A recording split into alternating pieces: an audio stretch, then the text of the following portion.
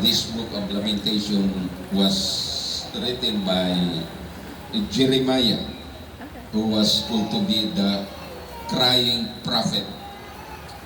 So, the book of Lamentation, sulat ni Jeremias o matod panetis, of the Lord's mercies, that we are not consumed, because His compassions fail not. The word compassions have many translations. Faithfulness of God, the mercy of God, uban ana nga mga kahulugan.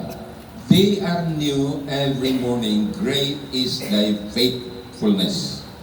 Now, ang background ni Nixon is that nga Jeremiah, during that time, he was the prophet of Israel during that time.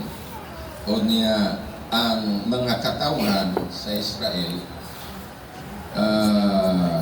namiligro nga sakupon sa Babylonia. Ang kasubok ni Jeremiah, dili lang tungkol kay murag napasagdan sa Ginoo ang mga katawan nga bihakon sa Babylonia. Ang iya nga dugang nga kasubok tungkol kay ang mga katawan nga pinili sa Ginoo, the Jewish people who were the covenant people of God, nawala ang ilang respeto sa Ginoo, mitalikod sa Ginoo.